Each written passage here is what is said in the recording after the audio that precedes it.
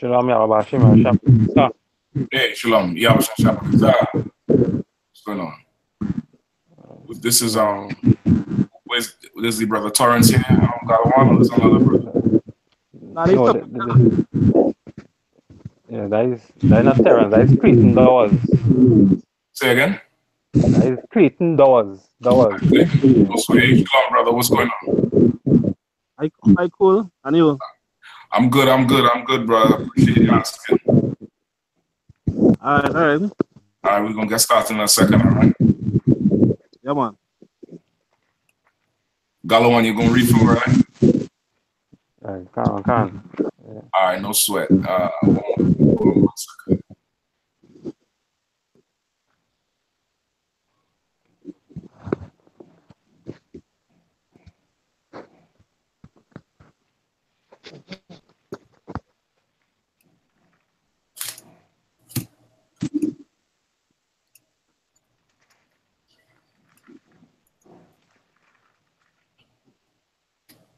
All right.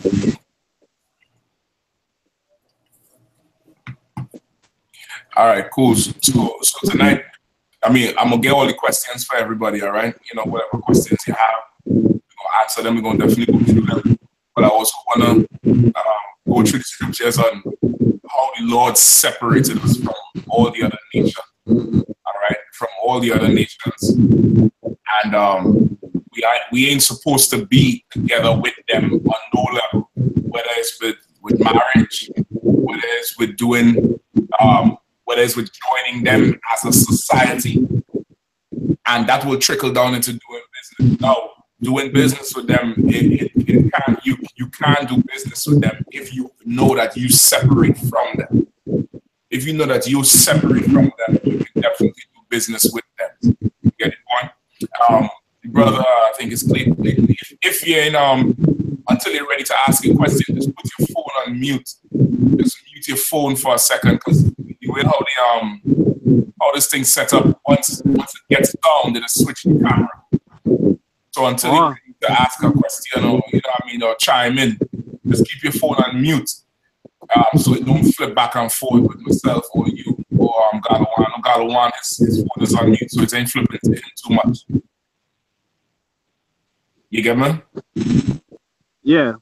All right. I think there's a way just to mute it. Right there, that hangout where there's the microphone. You can mute your microphone. You seeing it? Level.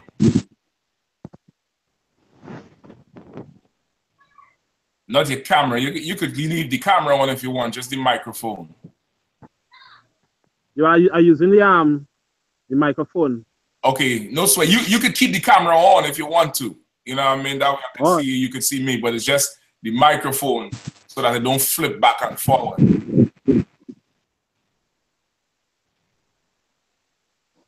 I think it's straight there now.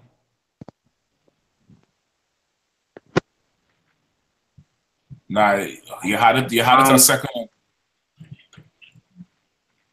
You can leave the camera on, just mute the microphone. Or don't sweat it for now, because it'll just hold us up a little bit too much. But in the future, just there's a little microphone symbol right there on your screen. You just hit that and you're able to mute your microphone. So you don't flip back and forth. But then you could keep your camera on if you want to. It's totally optional.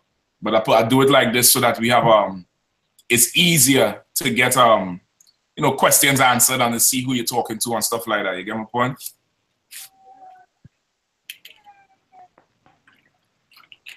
All right, so just first off, if you all have any questions, let me know them. I'll probably deal with some of them now.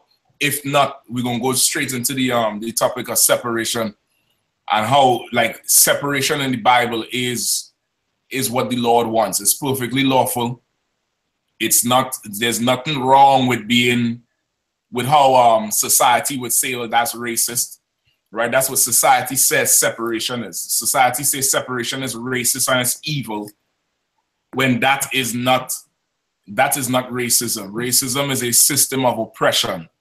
And if Black people separate, Blacks, Hispanics, and Native Indians, that's not us oppressing anybody. Like, really and truly, it is impossible for a Black man, a so-called Black man, a so-called Native Indian man, a so-called Hispanic man, woman, and child to be racist because we don't have power. We don't have the power to oppress another nation of people. We don't have that power to oppress them. We don't have that power to enslave them. We don't have that power to trap them into financial slavery with loans and interest. We don't have the power to oppress them the way that they oppress us. And the white man has been oppressing us for 400 years. After the white man, the African is oppressing us. The Arab is oppressing us. The East Indian is oppressing us. The Chinese is oppressing us. And that's why I decided to go into this, to bring out in the Bible, first off, of course, always that we are the lowest chosen people. We the 12 tribes of Israel, every Black, Hispanic, and Native Indian man. We're not African. We're not Arabs. We're not Moors. But we are the 12 tribes of Israel. And we have certain laws to follow. And we are always the ones who are oppressed. Like the Galwani shared with me an article about how the Chinese man is fearing for his life in Trinidad because he's scared people are going to murder him. They're thinking it's going to have another form of riots. And the Chinese was talking mad shit in that article about some people are just prone to violence. Some people just like to rob and steal. It ain't, well, we're going to get into it. But for that slanty-eyed bastard, it ain't that we like to rob and steal. You have never been oppressed. And you don't know what it is to be oppressed. You don't know what it is to live on the Beetham or live in John or live in, Lavantil, Mova. You don't know what it is to live in Labre. You don't know what it is to live in Palo Seco. You don't understand that. You come off a plane and walk right into a restaurant and fall right into $1 million economy that keeps you afloat, and you don't speak no goddamn English. You don't go to school. You don't get no degrees. You just fall right into a ready-made family that's financially fit. You don't understand oppression. So it ain't that we like doing it. That's the choice we have. You understand? So now today we're going to go in and show how the Lord told us to separate from these nations and keep his laws so that they will never, ever be above us, all right? Once again, if anybody have any questions, just unmute your mic. They say excuse me or salaki in the Hebrew. Salaki in the Hebrew means excuse me or pardon me or, anything like that. And you could ask your question if you want to chime in with a point. Even if if you have friends out there now who in Trinidad and Tobago, in the Caribbean, anywhere, or even in America, wherever you're at, and you want to share the link, the YouTube link is up. You could share it. They could chime in. If they want to come in on the Hangouts, just let me know. I could share with them the Hangout link so they can get in and say whatever they want to say or ask any questions. It's a class setting, so just keep that in mind. All right. Go ahead, bro. You would attempt to use as well. Salaki. Salakia. Salakia. Salakia in the Hebrew is like excuse me or forgive me or pardon me. It's like the Hebrew language is very different from English. English is a very, very homosexual language, bro. Hebrew got some masculinity on it, meaning the same word used in different contexts or said a certain way means something. You understand? Like, it's just like if I say Galawan is my dog, and then I might say another day, or if I say Galawan is my real dog, and then I come in another day and I say, man, that nigga Galawan, he a dog. It's the same word, but you know what I mean based on how I say it and the context of it. Where English gonna have a different word for it. English gonna say, well, Galawan is my best friend. You know what I mean? And then you might say, well, Galawan, he is, deceitful, conniving, whatever. But we not like that. We use the same thing, and you're going to understand what we're saying by how we say it. We are very spiritual people. So that's how the Hebrew is. All right. So the Salakia is, you can say Salakia if you want to say, I apologize, brother. You bump into somebody. You say Salakia, like if in a conversation, you didn't hear what somebody say. In English, you would say, excuse me, meaning to repeat it again. You could say Salakia. Salakia, you say that again. Or you sneeze, or you burp, you belch in a table or around people, like just to keep, keep that kind of social morality, that kind of vibe, that good vibe. You sneeze, you belch, you sneeze, Salakia. Salakia, it's context, but that's the general meanings of the word. All right? Okay. I have a question to ask, right? Uh-huh. The question is, if the things or the saying is true, right? Mm-hmm. How, why it is only take like, why it is it like now it happening and not before? In a way that in the Bible, God sends signs before things can happen. Right. Now, if it is these things now upcoming, why now? Because we never, and well, I never heard about this before. I don't know how long, or let me have it going, Right. and so why it is in now uprising I got than what before? I understand what you're saying. You're saying like how it is now, hearing about it. Yeah, Right. Okay, no, so I understand. And when you say these things happening, what exactly you talking about? You mean like like for instance, how they know these things now? you mean like The way, how we know the Bible? yeah, because remember we was taught the Bible in one particular way. Right. We didn't know, and all they knew certain things, and and now hearing about it now. Right. Because my brother Terry Shade, Galawan, Mm-hmm. he spoke about all it, and I tell him I'm interested in to hear what you have to say and thing because I'm not confused, eh? It's just certain things he's saying, pinpointing certain things that I understand now. So that's why I just asked that question now. Like certain things he's saying, it resonating with you in a way where you asking, well, how he know this is true. Yes. I got you. I understand what you're saying now. I think I understand what you're saying. So okay, well firstly, like I ain't grew up no different from you. You know what I mean? I'm from Trinidad originally. I'm from Point Fortin. I'm from South.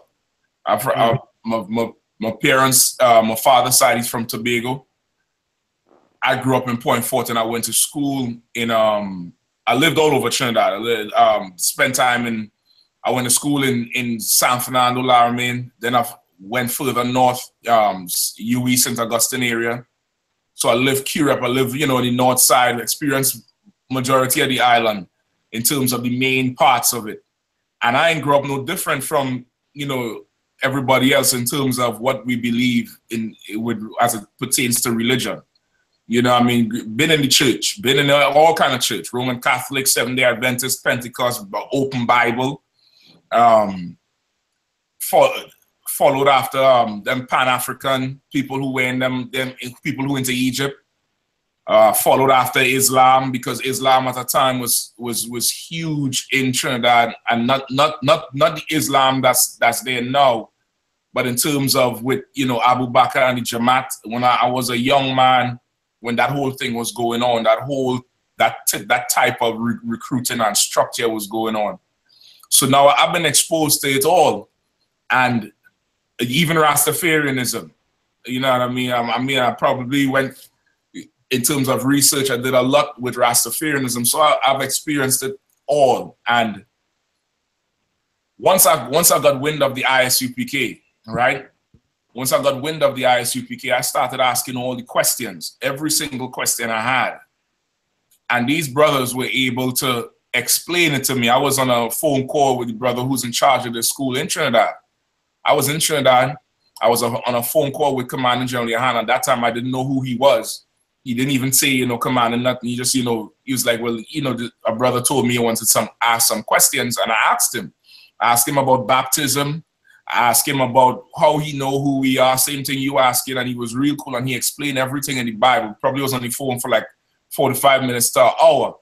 And brother, after that phone call, I realized, well, I can't be listening to no preacher no more because he ain't showing me nothing in the Bible. I can't be listening to no imam no more because they don't even follow the Bible. They follow in the Quran and try to validate the Quran with the Bible. I can't follow after Rastafarianism no more. Why? Because even though they may take things from the Bible and apply it to their life, they worship an Ethiopian who is a heathen in the Bible. An Ethiopian ain't got nothing to do with us as black people. You understand? So now, from that, over time of asking questions. This is not something I found and it was like, you know, magic. Ain't no bright light come from the sky and doves and stuff come all over the place.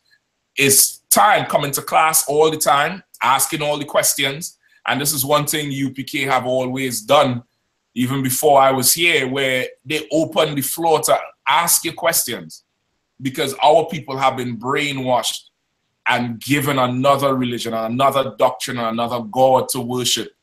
And that's part of our curses. That's part of the prophecy concerning the children of Israel in the last days. So that time period when I would ask the questions and get taught, and then the brothers would show me, the general would show me the prophecies concerning us. You couldn't deny who we are as a people. You can't deny our living conditions. And then you can't deny who is oppressing us. Added to that, they went and pulled books, historical references, even world leaders. Eastern hemisphere world leaders know we are the real Jews. I'm not going to say no one in the West knows, but definitely Eastern hemisphere leaders have a good knowledge that the real Jews are black people.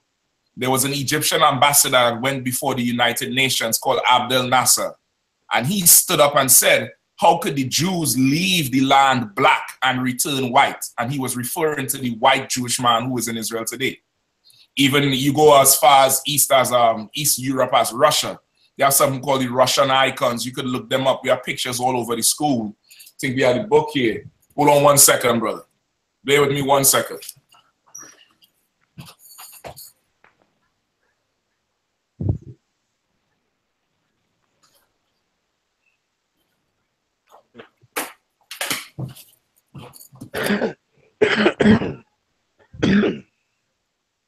All right.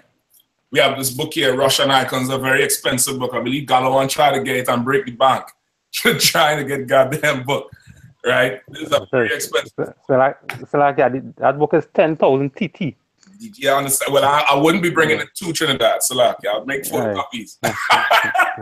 This is not coming in the airport. Customs will take this and say it's, you know, a weapon of mass destruction. 10,000 TT. You understand? Why would they make this book so expensive? So, because the average black person don't have that type of money to get this book. You understand?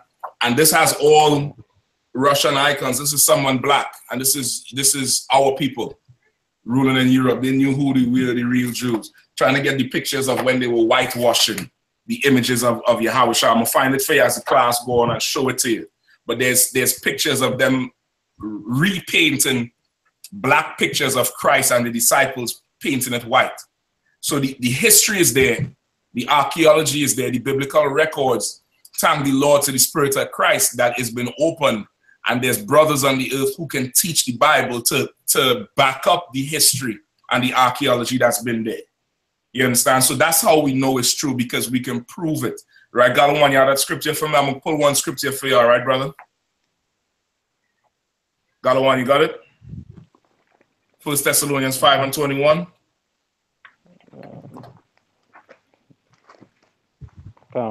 First. Right. This Clayton is again for you. This Constantine and his wife. A black man. This ain't no white man. All right, I'm gonna get the others for you, all right? 1 Thessalonians 5:21, God.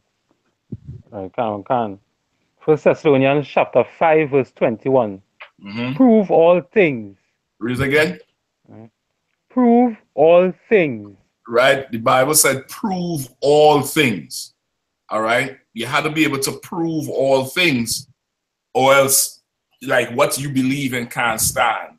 So we know this is the truth because we can prove everything we say.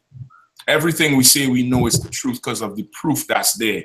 And we've been tried and tested. This school has been established since 1969, started in Harlem, New York, and been going ever since, unchanged, unfazed, and keeping the truth strong. And it's very spiritual in a way, because like today, like the topic of the class was separation and the 1970s Black Power riots in Trinidad. Because of course the chink brought it up when he was talking about how much in fear of his life he was with, of course, the most violent, thuggish black men in Trinidad who just love. They just wake up in the morning and decide, wow, who blood I'm going to shed today, right? Like that's the reference he made of us. And he is not at all understanding what happened to us, right? That period of time was very, very impactful for us as a people, all right? So, brother, just to answer your question, because we have the proof, we can prove everything we see, all right? Did I answer it for you some more? You still have no. You answered properly and understand that so far. All right, cool. So, like I say, if you have any more, if you have any questions at all, just you could say excuse me or say Salaki, and you could yeah, you could ask your question then. All right. So so first let's get Deuteronomy chapter 28, brother. You have a Bible with you? No, not really. Ain't no sweat. Like, for sure. I know this is your first time in the class, but if you get a Bible, a King James Version Bible, right? We can show you in the Bible who you are as pertaining to your bloodline. Slavery is in the Bible. I know. I'm sure. Let me say I'm sure, but did you know that slavery is in the Bible? Yeah. That it is prophesied that we would go into slavery? Yes. Did you know that it is prophesied in the Bible that we would go into slavery? No, I didn't know that. So the slavery that you know was in the Bible, what were you referring to with that? I was thinking about like how when Moses he had the 10 commandments. Right. And he I'm speaking. No, I'm speaking. Mm-hmm. Go ahead. Yeah. That was son talking there. Yeah, I know. Yeah. I was thinking about when Moses came down with the 10 commandments, and he saw them. He saw them was worshiping a different God, and he told them something, and like he cursed them, so they was walking for some days. So I thought that was it now. I got you. Ain't no sweat. That's one form of our slavery. Like those same people who were slaves in Egypt, we are those same people. Right? The Hebrews who were enslaved in Egypt, in slavery in Egypt, are the same people who are in slavery in America, Central America, South America, and in the Caribbean islands. We the same people. Right? We like America is patterned after Egypt down to the slave labor. All right. And every stitch of land that was once a territory or colony of Europeans, be it Americans or British people, were occupied by the slaves or the descendants of the slaves of the people of Egypt. Right? The people who lived as slaves in Egypt, not the Egyptians. You get my point? Mm. All right. All right, so no sweat. Where's Galawan? Galawan, you there? Can. All right, no sweat. Let me get Deuteronomy 28. So, brother, right now we're gonna go into the Bible and show what happened with Israel when they came out of Egypt, what Moses told them, and I want you to listen carefully to what is being said, and let me know which group of people does this remind you of? Like the prophecies pertain to people in bulk. It's like a big, like a stereotype almost. And you're gonna have to look and see which group of people does these prophecies fit. All right. So give me 28 and 1, Galwan. Deuteronomy chapter 20, verse 1. And it shall come to pass, if thou shall hearken diligently unto the voice of the Lord thy God, and observe and to do all his commandments which I command thee this day, that the Lord thy God will set thee high above all nations on the earth. Right? So now Moses is telling the children of Israel that if we obey his laws, if we obey the laws of God, if we obey his statutes and commandments, meaning don't eat pork, don't eat shrimp, do not be a homosexual, do not be a lesbian, do not be a whore, do not abort your babies, do not kill, do not murder each other, do not rape each other, do not worship false gods. If we obey his laws, and there are many more laws than that, if we obey his laws, he will set us above, on high, above all nations. So right there, off the break, to be above all nations is letting you know there's no such thing as equality, not even in the Bible. You understand? Like, equality is a myth. It's something that's unnatural.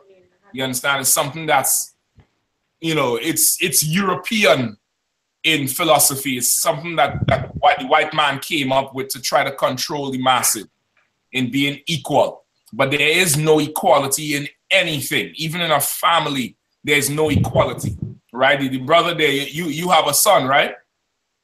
Yeah. Is that your only child? Huh? Is that boy your only child? No. You have more kids, right? Yeah. Is your firstborn child equal to your second or third born? No.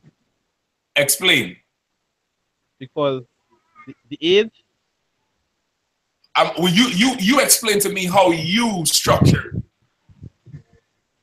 Because well, I believe it's because of the age and the timing that they're born.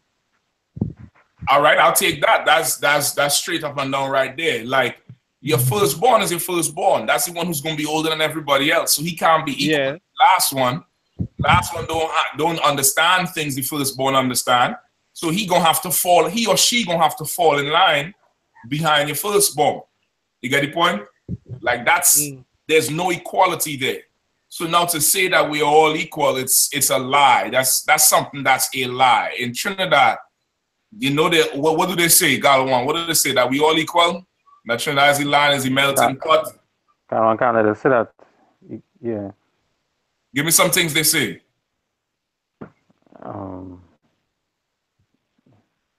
All are we is one family. And I can't remember that song? Our old school Kaiso song. Right. All are we is one family. Right? You probably might know there's another brother who sang a song. His name is Brother Marvin. He sang a song in tribute to the East Indians. And the name of the song was Jahaji Bai. Right? Brotherhood of the boat. But the boat he was singing about wasn't the boat that brought the slaves over. He was singing about the Fat El Razak. And he was really trying to marry us to the East Indians, saying that his people came on the slave ship. East Indians came on the Fat El Razak, which was not a slave ship. It was just like you're taking a bus to go somewhere. They jumped on that boat coming for work. And he was trying to say, we both came on boats to a land that we didn't know. So that's our common brotherhood. And the song he would say, Jahaji Bai, Brotherhood of the Boat. There ain't no goddamn brotherhood of the boat because they wasn't in the bottom of the boat swimming in piss and shit and period blood, excuse my language, to be brought out stripped naked and then sold to go cut cane and get your backs whipped. East Indians came across here with their families intact, with their language, with their culture, were given dormitories to live in, were given a wage. And after that, when the white man left, he put the East Indians over the black people in Trinidad to become the new slave master. So there ain't no equality. There ain't no brotherhood of the boat. You understand? Equality is a myth meant to control the masses. If we all think we're the same, then, well, I ain't better than you. You ain't better than me. Then there's one person who they all listen to versus a structure, versus a top-down structure, which is how the Bible is set up, which is how the nation of Israel is set up. You understand? And even beyond that, the Lord set up different nations or races or houses to be over other houses. And the Lord told us if we obey him, he would make our race over every other race on the face of the earth. Right? Go ahead. Verse 2. It's like, and all these blessings shall come on thee and overtake thee, right? If thou shalt hearken unto the voice of the Lord thy God, Right? Right? Verse And all 3. these blessings will come on thee and overtake thee if we obey God. If we obey his voice, if we do what he say, the Lord was going to bless us beyond anything we could think about. Keep going. Verse 3. Blessed thou shalt be in the city, and blessed shalt thou be in the field. Right? The Lord said, blessed will thou be in the city, and blessed will thou be in the field. Meaning, wherever we are, we would be blessed. Whether we in the city, whether we in the field. Like, whatever we're doing, it would be blessed. It would be fruitful and multiply. But because we're not obeying him, we're not blessed in these places. You understand? Now, from verse 2 all the way down to verse 14 is the different blessings that we would get if we obeyed him. Now, I'm going to skip to verse 15 because he said something heavy in verse 15 that we need to pay attention to. All right, go ahead. Skip me down to verse 15. Deuteronomy chapter 28, verse 15. But it shall come to pass, if thou wilt not hearken unto the voice of the Lord thy God, to observe and do all his commandments and his statutes, which I command thee this day, that all these curses shall come upon thee and overtake thee. Right? So now he's saying, if you will not listen to all these statutes and commandments that I command thee this day, if you would not listen to what I'm saying, if you would disobey me, all these what? All these curses shall come upon thee. Curses. All these curses shall come upon thee. So what is a curse? All these curses shall come upon thee. So what is a curse? Well, I feel like a curse is something that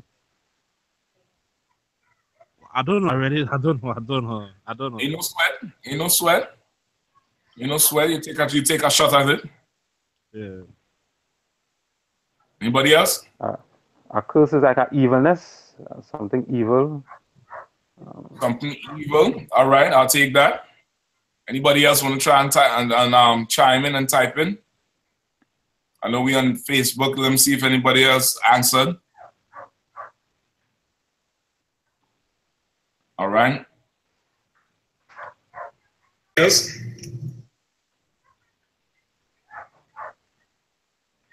A curse in the Bible is not, for one, is not bad language. It's not, offensive language. It's not fuck you. It's not, mother cunt. That ain't curse. That's just offensive language. It's something, some people can't hear it. Some people hear it and be like, oh my God, right? Lose their mind, right? A curse in the Bible is a punishment, right? So you was on it a little bit, Gallo, when you say something evil. When you see curses in the Bible, it means punishment. So now read it over again, and wherever you see curses, just put punishment. Right. That all these punishments shall come upon thee and overtake thee. That all these punishments will come upon thee and overtake thee. All right, so you understand so far? That's what a curse is in the Bible. It's a punishment, and it's a punishment for us disobeying God. You understand? It's a punishment for us disobeying God. Just like any father would punish their children for disobeying him. Any mother, you punish your child for disobeying you.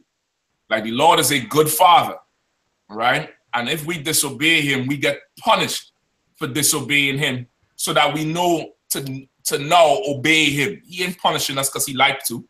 He ain't punishing us because he just, want to see us cry. He's not an idiot. He punishes us because we following other gods, because we following other religions, other doctrines that make us disobey him. Namely, Christianity and Islam, which is the two biggest religions in the Black, Hispanic, and Native Indian community. Christianity and Islam, the two biggest religions in the 12 tribes of Israel, and they both cause us to disobey God one way or the other. All right? Keep going on. Can. Cursed shall thou be in the city. Right. And cursed shall thou be in the field. Right. Cursed shall thou be in the city, and cursed shall thou be in the field. When before it said if we obeyed him, we would be blessed in the city and blessed in the field. But now we see in that disobeying him would make us cursed in the city and cursed in the field. So what is that talking about? We shall be punished in the city, punished in the field. What is it talking about?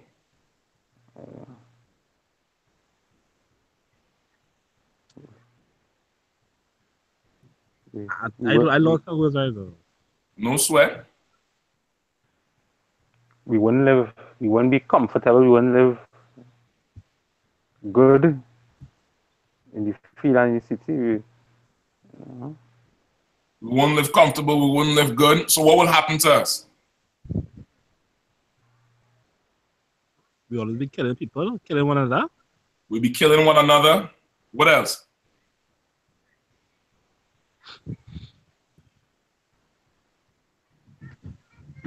Poverty. Poverty, whether we in the city or whether we in the field. What else? Yeah.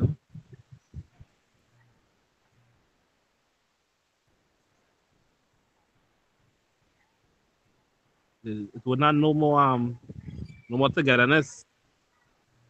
There's no unity amongst us, whether we in the city or in the field. What else?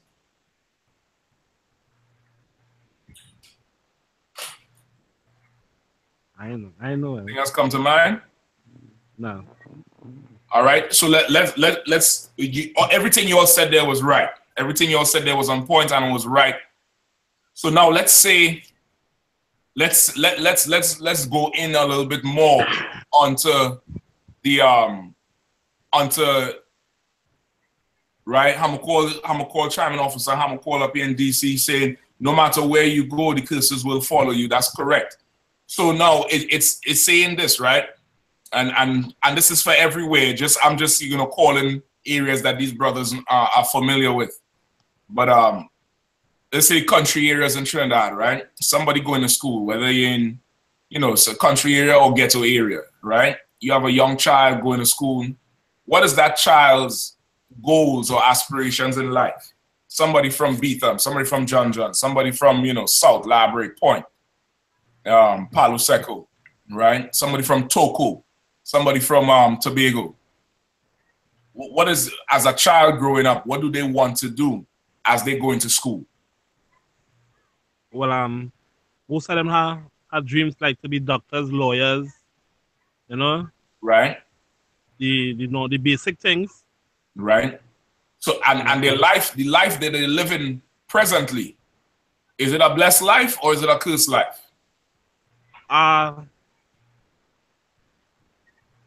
Well, it depends, because if the person living like in a ghetto area, it might be unstable. It might be difficult for them. That's what I'm talking about. That's the area. That's exactly the area I'm talking about. And them who live in like rich areas, the lifestyle for them could be different, because they will pursue to be like a doctor or a lawyer or the above. But ghetto people dreams does actually, it is just be a dream, but there's a few who end up being either a lawyer or a doctor, but it does change after a while. So it all depends. Right. So okay, well, the dreams as doctor or lawyer, I would take that as not definitely always literal doctor or lawyer, but doctor or lawyer as a label, meaning you wanna go to school and get a good job.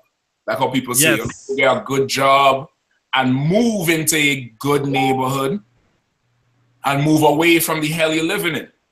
Right? Yes. And that's it. And what the scripture is saying is, cursed shall us be in the city and in the field, because as you could see with the news that's going on now and everything in the media, no matter where we go as black people, we curse, we under a serious punishment. And it's a punishment from the Lord, all in all, but he's using these other nations to put a foot in our behind so that we could be like, well, why is this happening? What can I do? Why is all this happening to me? Why all these evil things happening to me? Why I could never get in a better situation? Why my neighborhood has to be like this? Right? And that's what he's saying. So in the ghetto, in the country, in the field area, right? Wherever we go is a problem. Right? We leave the field and come to the city, it's still a problem for us. But the other nations, them East Indians, they leave, them East Indians have something called a caste system. I think it's CASTE.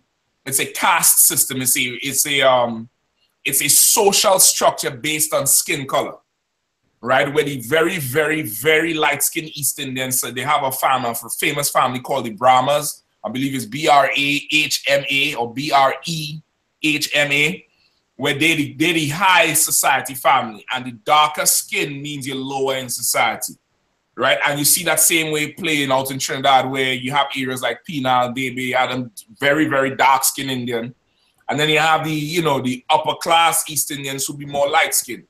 You understand? And that's how their system is set up. Now the East Indian could leave East India being a low caste society and come to Trinidad and own gas stations, own groceries, become a doctor and a lawyer, and black people would still be on the butter. You understand? So he ain't punished like how we are. You understand? He always gets over us and we don't get over him. And it's by design, because we don't follow God's commandments. We had to obey the Lord. You get the point? Now, with that said, I ain't letting the East Indian off the hook. I'm not letting the Chinese man off the hook, neither the African or the white man. Even though we disobey the Lord, what they're doing to us on a daily basis far exceeds the evil that we're supposed to experience. You understand? That's in the Bible also, right? That's in the Bible. In the book of Zechariah 1:15, the Lord said, I am displeased with the heathen because they have forwarded the affliction of my people. I'm paraphrasing. You get the point? They forward our affliction, meaning the Lord puts us, you'll see it as we go through this chapter. The Lord puts us in slavery for disobeying him. Same thing happened with Egypt, right? The Lord puts us in slavery because we disobeyed him. And he wants us to obey him again. But he ain't put us in slavery for the white man to make us into drug addicts and homosexuals and lesbians. Like, slavery is nothing more than a prison. It's like you do a crime, you go to jail. You're not supposed to go to jail and become worse in prison. You're not supposed to go to jail and have your life hazarded. You're supposed to have privileges taken away from you for a while, and then you're released again. But our prison has been death and destruction and oppression at the hands of these other nations. You understand? Keep going, Galawan. Can.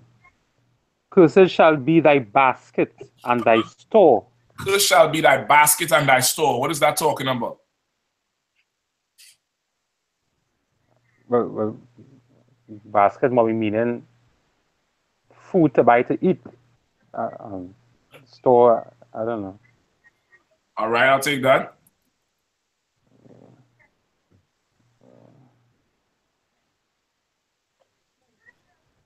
So that I don't know. Probably, probably meaning money wise. I don't know. All right, you're onto it. You're onto it. You're onto it.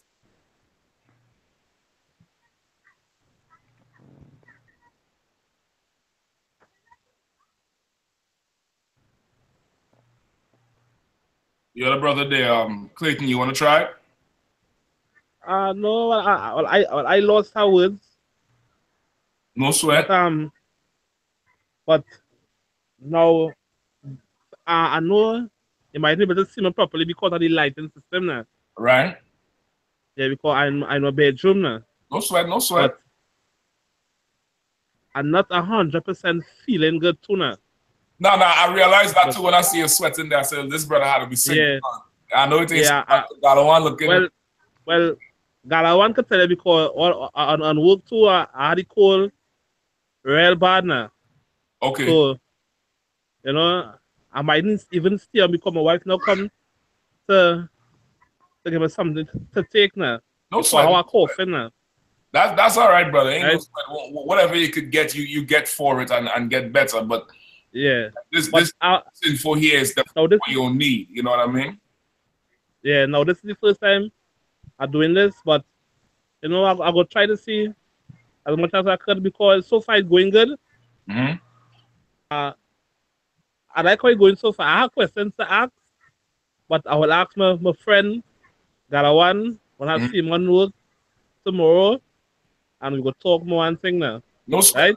As much as you could, you know, see how much longer you could stay on. We only have about 45 minutes more. All right, it ain't gonna be too much longer, but as much as you could see, if you could stay on, and you know, send it to whoever else. I don't want to be coughing too much because I'm holding it back now. Nah, ain't no sweat, brother. That we ain't sweating that at all. You know what I mean? All right, well, I go listen. I Yeah, go listen because I want to cough. Yeah, that ain't nothing, man. Don't worry about that. Do your thing. I mean, you ain't infecting me. I ain't gonna get cough all you want. You know what I mean? All right. No sweat. Okay, Galawan. So curse shall be thy basket and thy store. You're right. Like your basket, what you're putting your goods in, and your store, whatever we try to set up in terms of business, it don't get to the height or the level that other nations do. You understand? Right. It don't get to that point because of us disobeying the Lord. You understand? It's because it's a punishment from the Lord that is now letting us you know, fall victim almost to these heathens, because the Lord is trying to put us in a position where we can now turn around and say, why is these things happening? You understand? Why is these things happening? And start following and serving him again. Right? 1 second. A curse shall be thy basket and thy store. Now imagine the Chinese man, he could leave his country and come to the Caribbean and own real estate, own restaurants, own groceries. And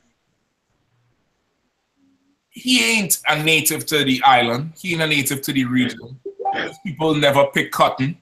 His people never, you know, came over in slavery. How is it that he gets these things? And you have to look at it and understand that this is part of our punishment, but we could get over him if we come back to the Lord and obey his laws and his statutes and his commandments, right? Obey what he's saying to do instead of following Christianity, instead of following Islam. You get the point? Keep going. Come on. In fact, go ahead. Cursed shall be the fruit of thy body and the fruit of thy land, the increase of thy kind and the flocks of thy sheep. Right? Curse shall be the fruit of thy body.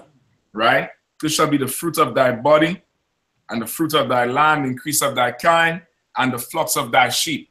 What is that talking about? Fruit of thy body, fruit of thy land. Fruit might be then offspring, children. That's it. That's how we call our kids. You know what I mean? It's like brothers in America, brothers in New York is famous for saying that's my seed. Brothers all over in America is saying that's my seed. That's my seed. Seed as in like something you plant. That's how you refer to your children, as the fruit of your body is your children.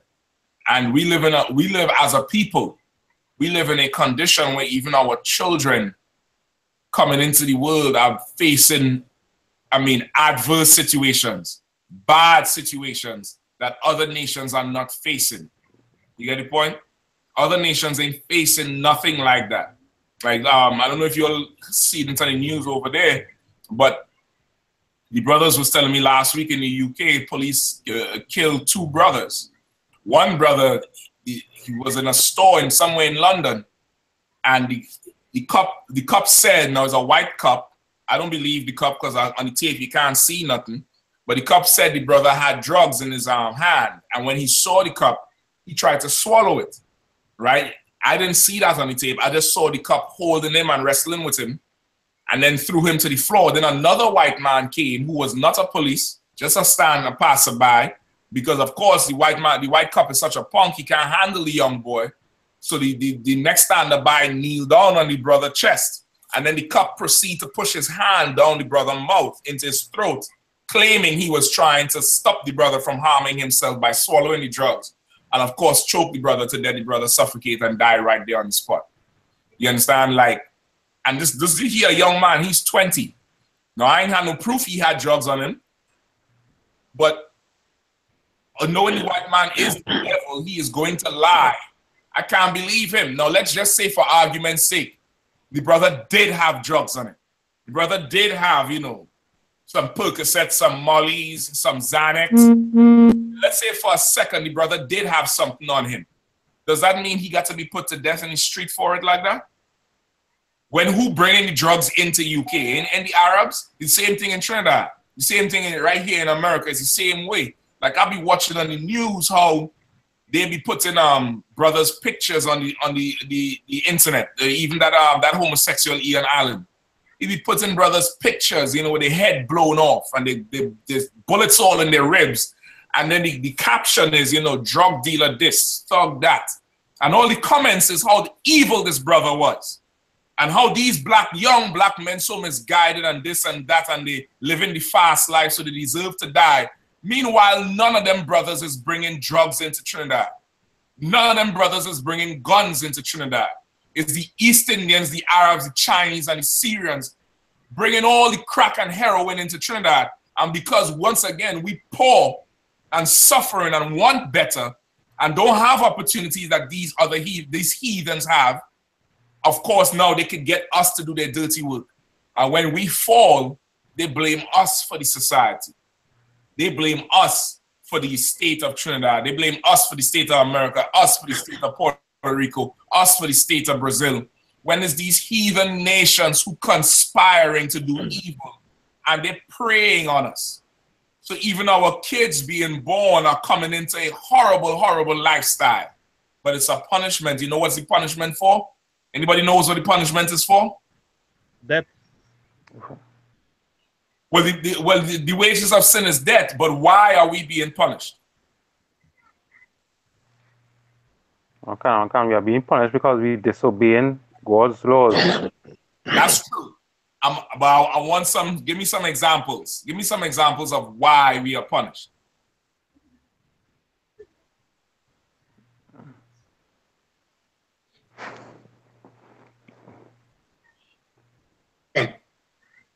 Give me some examples of why we are punished. We are punished because of Christianity, because of Sunday going to church and worshiping the white man they call Caesar Borgia, thinking that it is Jesus Christ. You understand? That's why we're punished. We're punished because Assalamu alaikum and worshiping some Arab god who is not even alive. It's a rock, and we're not even Arabs. We are punished because we would, instead of following a black man by the name of Jesus Christ, Yahweh Shai in the Hebrew, and recognizing him as the King of Israel, we would turn around and worship a heathen, a malnourished heathen from Ethiopia named Tafari Makunen, aka Rastafari, aka Haile Selassie. We would give all our honor and all our allegiance and all our glory to a heathen instead of giving it to the God of Abraham, Isaac, and Jacob. And what did the Lord say? I, the Lord, am a jealous power. That's what he said. I'm a jealous God. Like any father, you have kids. Imagine the brother who did, same brother Clayton. Imagine if your son makes it to, you know, be a big cricketer or be a football player, go play for Manchester like Dwight York. And when he gets up there and they ask him, you know, you must have come from a good home. Your father took care of you. And then he doesn't call your name, but he calls some East Indian name. Yeah, Mr. Singh, Mr. Gopal, he's my father. He helped me. He showed me how to kick ball or how to play cricket. He showed me how to bat properly and bowl properly. How would that make you feel knowing you did everything for that nigga? I would feel sad. You would feel sad, but you'd be a little bit more than sad, brother. You'd be so angry. Yeah. You would be lit. You'd be hot over it. So you might hurt him when you see him. You understand? You might hurt him when you see him. And if you could control yourself to not hurt him, you best believe you're going to curse him out when you see him. You might spit in his face. Say, what the hell are you talking about? Go Paul do this for you, or Narayan Singh, or whoever else do this for you, or Ram Prasad do this for you. When you know I did everything for you. Now imagine that, and now magnify it 1,000,000 times. That's how the Lord feels about us. When we bow down to some white man named Caesar Borgia thinking that's Jesus Christ. When we bow down to a rock in Mecca, never been to Mecca, wearing a man dress, wearing a damn kufi, speaking another nation's language that helped put us in slavery. Growing dreadlocks out and worshiping a man, Haile Selassie, who have nothing to do with our people and is a damn heathen. That's how that's the anger the Lord feels for us when we decide to worship other nations. He's a jealous God. He's a jealous God, and he gets angry like a black man gets angry. And just like how when your kids give trouble, you go in there and you beat everybody in the house, right now the house of Israel is getting an ass whooping, excuse my language. Right now the house of Israel is feeling the belt from the Lord. And that's our life. That's the condition of our life. All right? Galawan, skip it down. Go ahead. Go ahead, brother.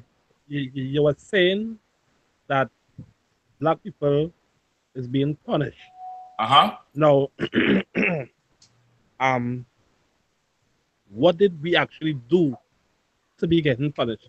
Now, you say how we not worshiping black God, we worshiping Caesar Borgia, and you know we paying for that because we're not actually worshiping the black God.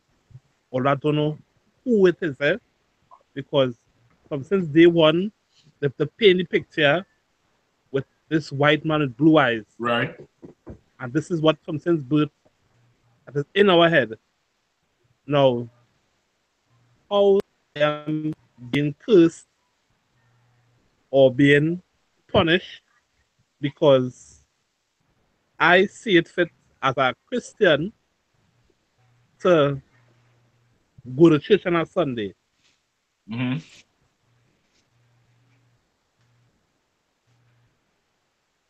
Go ahead. I'm trying to understand your question. Now, why it is we have been punishing or getting punished? Because I don't know, since back in the days, that what my ancestors did or whatever transpired in the earlys before I was born. Right. So I wouldn't know why I am being punished for that. I got you. You okay, so you asked, okay. You saying, why is it that you have to suffer for what your father did? If it is that your people are, you saying if it is that your foreparents are the children of Israel, why is it that you have to suffer for what your father did? You asking that, right? Well, something like that. But I just want to know, why is we getting punished? Why does God say he will punish the black people and them? Because we are his people. We disobeyed him. No, I understand that we are his people, but what we did to disobey him? Not following his laws, his statutes, his commandments, not following his ways. But we as a people choose to follow the ways of other nations, other races. We look at other races like they are better than us. We look at their philosophies like it's better than ours. We look at their women like their women are better than ours. So our sisters look at their men like their men are better than ours. And we go and make allegiances with them and marriages with them, and in essence start worshiping their God. And the Lord is not having that.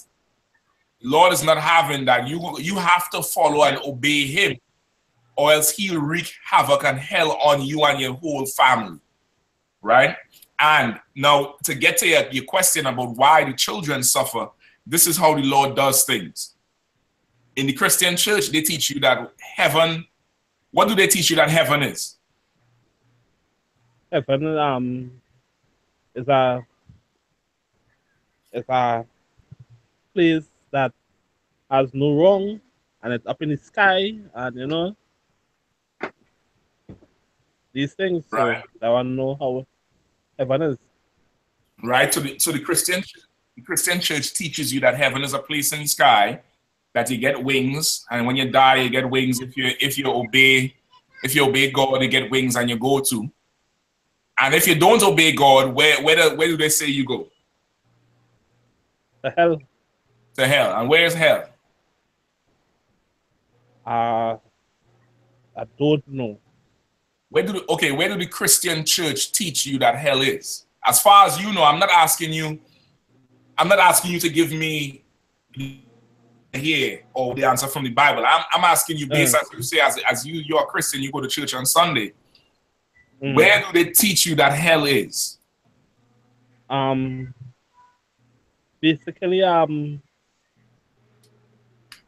don't really tell you which one it is, because they say that hell is just a place that is with fire and you know it be burning. So actually, I don't know which part hell is. Okay, no sweat. Maybe they're changing up now because the truth is coming up. But it's traditional that heaven is in the sky. They point up, you go into heaven, and then they say you go into hell. Hell is supposed to be a fiery place beneath the earth somewhere, right? Down in the depths of hell, the 6th level of hell or wherever, there's a fiery place that you go there and you burn. Well, according to the Bible, heaven and hell is a place on earth. There's no place in the sky you're going to float off to. And there's no place under the earth that your body going to mysteriously sink into and get burned up. Heaven and hell are conditions. And some people live in a heavenly condition, and then other people live in a hellish condition. And our life, brother, as a people is hell. You don't got to die to go to hell. You just have to be born on the beta. You just have to be born in John. So to be born in Laventille. You understand? That's hell. You have to be born in Haiti. That's hell. Born in the barrios in Puerto Rico. That's hell. Born in the ghettos of Louisiana, in Texas. You understand? And New York. That's hell. With an uncle who is a drug addict or a crackhead or a cokehead, as we say. You understand? Or your mother is a single parent, and every boyfriend, you have to, first off, you have to go to sleep to the sound of somebody riding her back every goddamn night. And then when she not around, that man who she have for that night, either whooping your behind and abusing you or molesting you. That's hell. Hell is going to the Catholic Church, going there from a child and being raped and molested. You understand? Hell is having East Indians ruling your country and murdering you every day. Last week I read an article, I know you've probably seen it. 2 brothers, I think it was Rio Claro, somewhere down there, they stole a couple 100 pounds of mangoes in some big crocus bags, those big like sackcloth bags. And they went before. Now there's 2 brothers, 2 Negroes. The police that arrest them is a East Indian. The inspector that charged them is an East Indian. The magistrate that heard the case is an East Indian. The mangoes worth $1,200 TT dollars. And them bastards charged them brothers with $12,000 worth of charges and jail time. Now they ain't stealing cars. They ain't stealing damn Jordans. They're stealing mangoes. You know, poor you got to be to be stealing goddamn mangoes. What them brothers gonna do with that mangoes? Eat it and sell it to make some money to feed the children.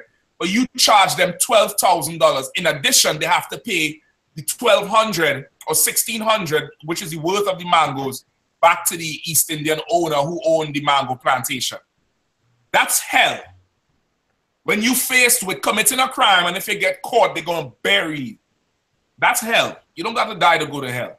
But them East Indians who in Trinidad, they're living in heaven, brother. They live in heaven. That Malabar double murder where they found the 12-year-old East Indian boy and the grandmother hog-tied with their throat slit. The whole country turned upside down looking for their murderers. But when our people die, nobody don't care. When our people die, you know what they say? He was involved in some crime. He looked for his death. But when the East Indian get hog-tied and throat slit, mafia style, now we have to give justice to them. They're living in heaven. They're living in heaven, brother. They own all the gas stations. They own all the doctors and the lawyers. They control the police force. They're in heaven. They ain't living in hell. You get the point? So now, the Bible says that, and we follow what the Christian church says. The Lord, that makes the Lord angry. That makes the Lord angry. You understand? That makes him get, jealous. He gets angry because we would prefer to follow philosophies of other nations than follow his philosophy. You understand, brother? You get it? All right. Yeah. Also, too, to answer your question about why the children get punished, is because when you die, we'll go into this in other classes. Also, too, we have classes during the week on our main class page, I.S.U.P.K. online classes. You could log in there during the week also, from Tuesday to Friday. Tuesday's brotherhood class, Wednesday is the law class, Thursday is scripture breakdown, Friday is the Hebrew language class where you can learn to read, write, and speak Hebrew. Saturday at 12 noon is the Sabbath service on that YouTube channel, I.S.U.P.K. online classes, right? You're going to learn more as you stick around. Reincarnation is real. It's a real thing. It's a true thing. And it exists. The Bible teaches reincarnation. When you die, your body, of course, decays in the ground. Your spirit goes to the Lord. And he sends you back in a new body. He sends you back on the earth in a new body through, of course, childbirth. So when a baby is born, that's not that child's first time on the planet Earth. That spirit, that soul was there before, lived and died, and is put back on the earth to face judgment, to face punishment, or to face a blessing. You understand? So that's why the children face the punishment. Galawan, do you have a apocrypha? Yeah. Right, brother. This book is called the Apocrypha. It's part of the King James 1611 Bible. It was taken out by the Catholic Church. They called it uncanonized. But when King James had the Bible, the scrolls translated and compiled in the year 1611, the Apocrypha was part of it. It fits right between the Old and the New Testament. All right, and this book has a lot of our history, a lot of bloodshed that happened to us, a lot of bloodshed that we did to the heathens, and there's a lot of wisdom in this book. All right, 1 second, I'm gonna tell you what I'm looking for. Give me Ecclesiasticus.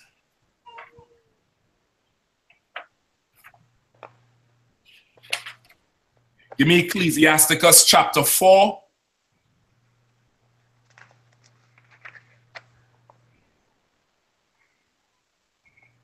And 6.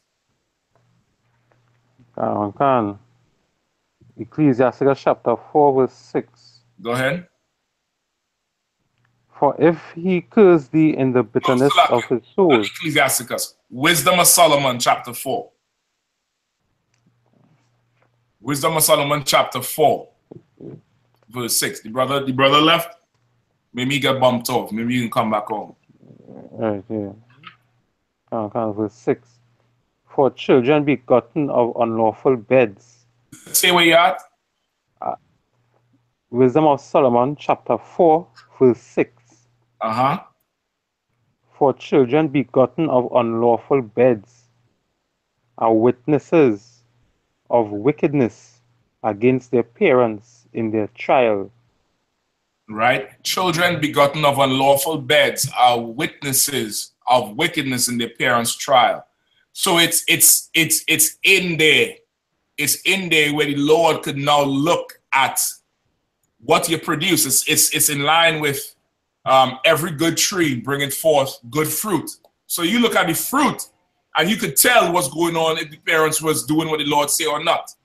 You understand? And as a people, our parents, of course, didn't know any better, but nonetheless, it brings forth the same thing. It brings forth the same thing. All right. Read it one more time. For children begotten of unlawful beds are witnesses of wickedness against their parents in their trial. Right? It'll tell you what kind of life they was living. Right? They will tell you by of course what you produce. You understand? What you produce. And of course everybody know every Christian preacher always have a daughter and she's the biggest hoe in the church. Because she is a witness that the parents was living an unlawful, unlawful lifestyle. All right? Right. Slacky, I had some questions. I know what is everlasting life? I know reincarnation exists, you die and you come back again, but when they talk about everlasting life, what is that? Right. Okay. Does that mean they live and it... Go ahead. No, I wanted to know if that means that you don't die at all when they talk about everlasting life. No, that's not what it's talking about. And okay, everlasting life is okay. How do we live and die now? How do we live and die now? When they reach as a people, when they reach that old age, they die naturally at that old age. That's some of us. That ain't how we live and die.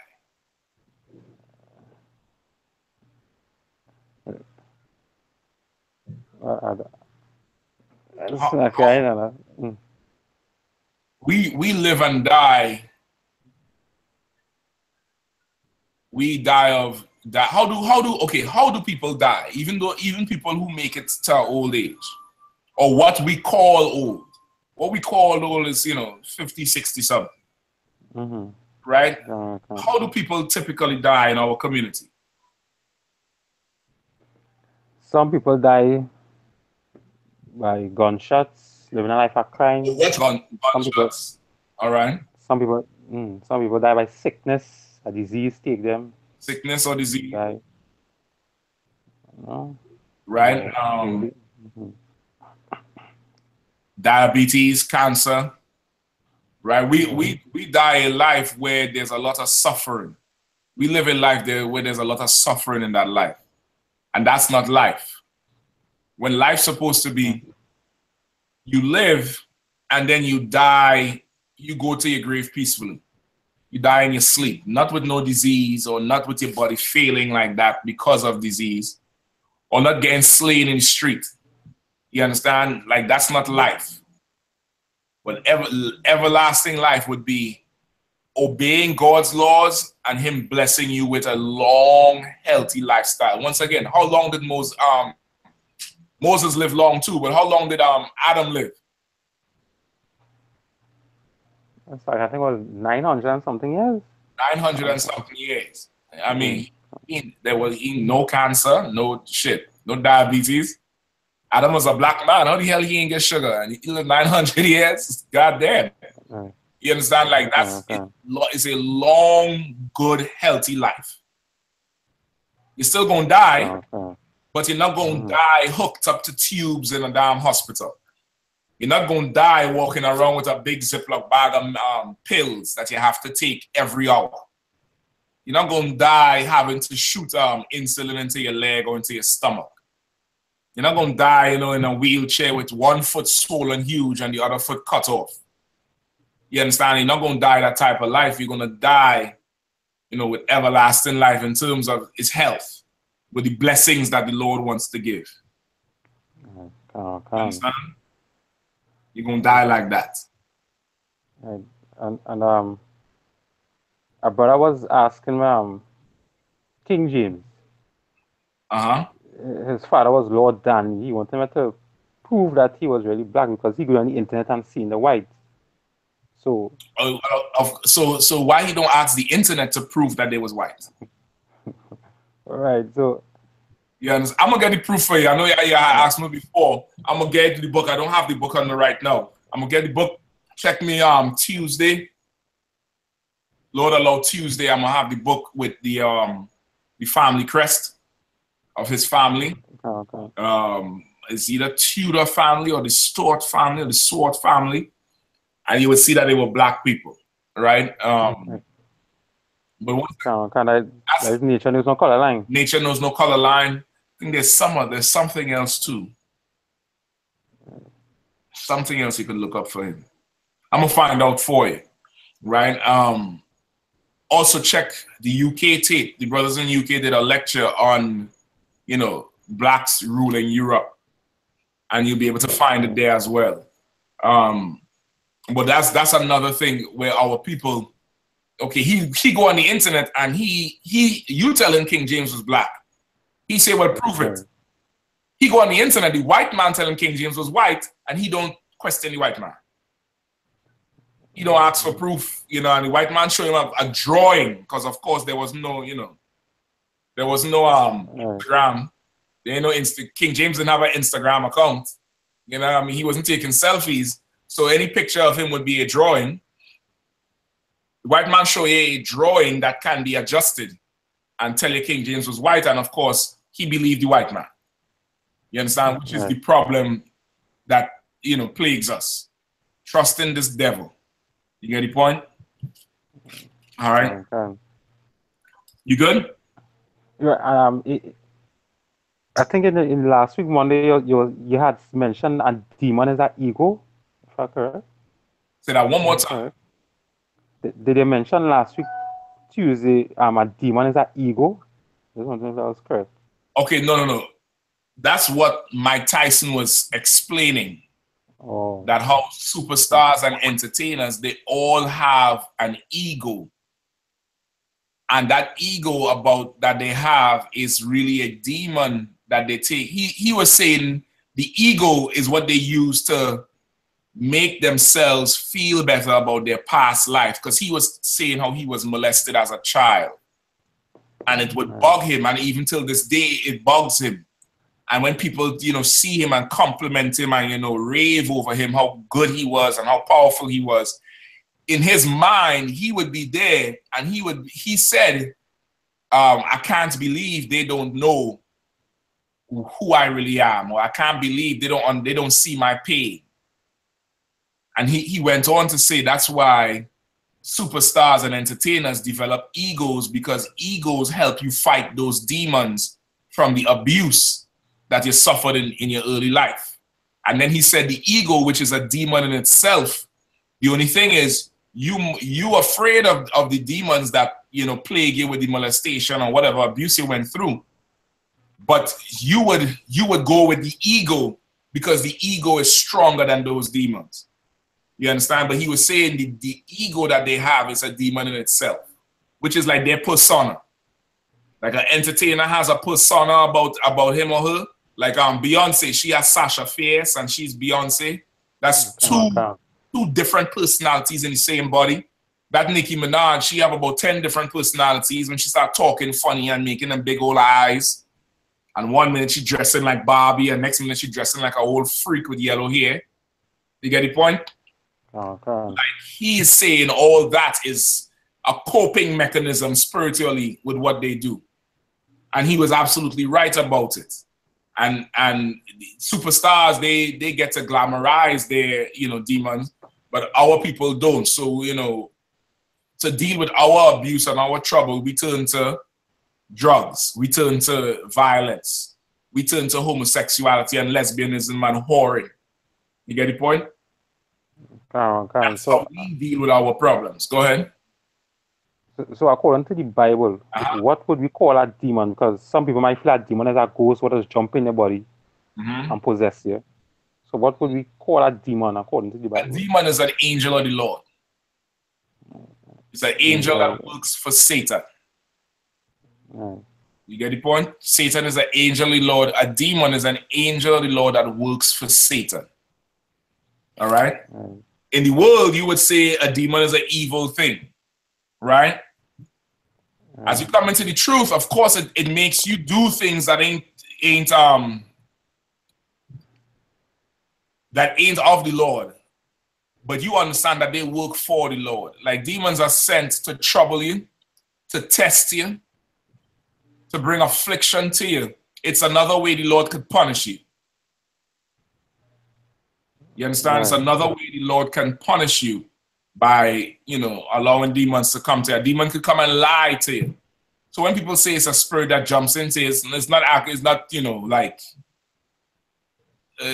they show it in the movies where a demon come on you and you know what I mean? But it's you being influenced by something that's not of the Lord. Okay. You understand? It's you being influenced by something that's not of the Lord, like Christianity. And Christians go to church and start singing, hallelujah, oh Jesus, hushkalaba, and start crying. That's a demon, brother. That's, that is not of the Lord, and they're influenced by something that's not of the Lord. Islam. You battling somebody in Islam, all of a sudden they just start reciting the Quran in Arabic. Nobody don't understand what the hell they're saying. And they just getting loud and just start going off. Like you just full of goddamn demons. You get the point? Like you being influenced by something that's not of the Lord. You understand? You have an addiction, right? You involved with okay, make it simple. You can't stop smoking cigarettes. You have an addiction. Now imagine if a building is on fire, right? You have a building, it's on fire. Would you stand in the building and, inhale? Would you stand up there and be like, some good shit, nigga, and inhale all that smoke? Or would you building? Right? Leave. Why? Because that smoke might kill you, choke you. So then why would someone light a cigarette or light weed or light a cigar and put it to their mouth and pull in and then cough? That's some good shit. And then spit out whatever little tar that's in the lining of the throat. And then inhale again. Smoke and coughing. And the more they cough, it's like, this is good weed or good cigarette or whatever. What would make someone do that? A demon. Because it's influencing you to do something against the Lord, and doing something against the Lord will eventually kill you, right? It will eventually kill you, and that's what any addiction you have. It's the same thing. Weed is one. Drugs is the same thing. It's the same thing as cigarettes. You're addicted to the whorehouse. You're addicted to pornography. It's the same spirit where it's influencing, has more control over you. And the Lord. You understand? Go ahead. Like, it has some people that say weed does make them get more intelligent, that is study more, learn more. Some people that say some doctors just tell them to smoke weed so it will cure asthma. I mean, what? So in other words, they're trying to say weed is something good to smoke. What we should say in terms of that, Well, okay, well, no sweat. First off, most of the doctors who advocate that stuff, they're heathens. I remember in Trinidad, I was in school with a few men who is now doctors and lawyers, and they was drug addicts. They were straight up drug addicts, and that was it, right? Marijuana is a herb like anything else, like garlic, and could be used. Do you smoke garlic? Do people smoke garlic? No. But they cut it up and put it in other things, right? All right. That's what your marijuana plant's supposed to be. Because smoking is a sin. Smoking is a sin. Anytime you light something and put it to your mouth, it's of course a sin. Now, does that make weed evil? Hell no. It's a herb that could be used to cure a whole ton of things. You shouldn't smoke it, however. With a doctor's prescription, with a doctor's expressed prescription, if you need to have it, no problem. There's teas, there's, you know, cookies, biscuits, pills, oils that you could just burn, but you can't smoke it. You understand? Anybody who telling you, well, you know, you could smoke it to cure asthma, just is a drug addict and wants to get high.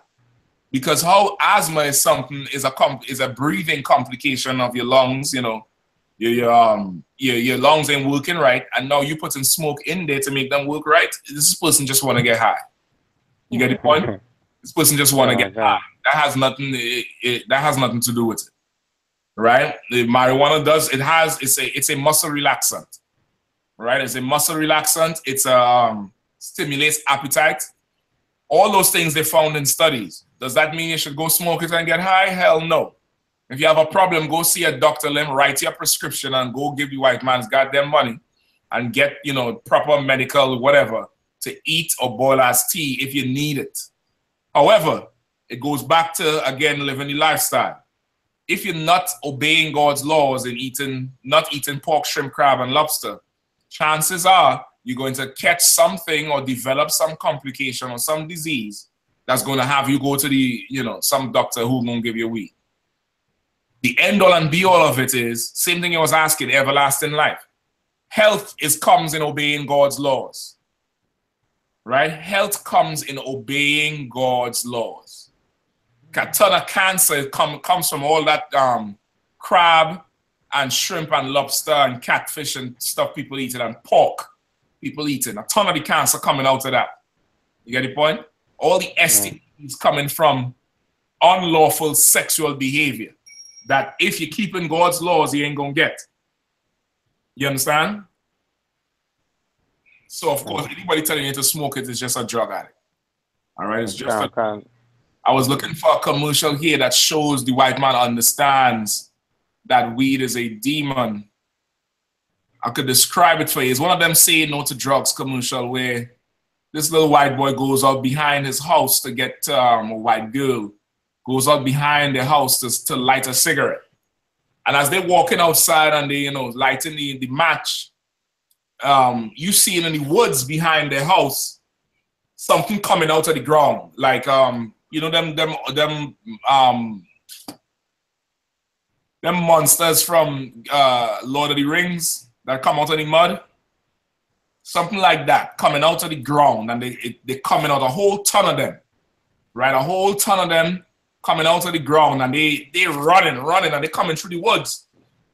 And this person, as they lighting the cigarette, they showing you flashbacks between them and the woods, and they light, put the cigarette up to their mouth, and then you see the monsters running, some evil looking things, some things looking like, you know, demons, and they're running, and as the person put the cigarette to their mouth and inhale and do this, they all turn into smoke and dive straight into the cigarette and then go into the person's lungs. And then the commercial says, if you only knew what you were putting into your body, you would stop.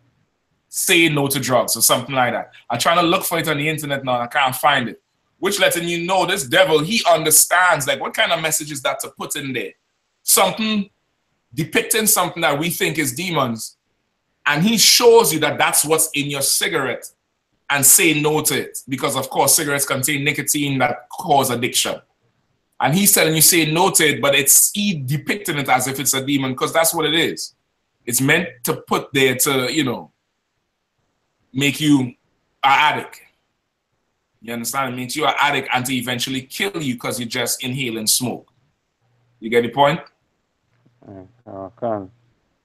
I'm trying to find the goddamn thing, but it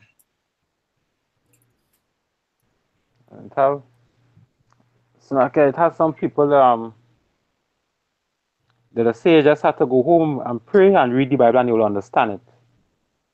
What you could, I mean, I know you can't understand the Bible like that, so what? Well, ask them to break down Revelation. That's all. Just ask them to break down Revelation, right? Like people like that, you don't, you know.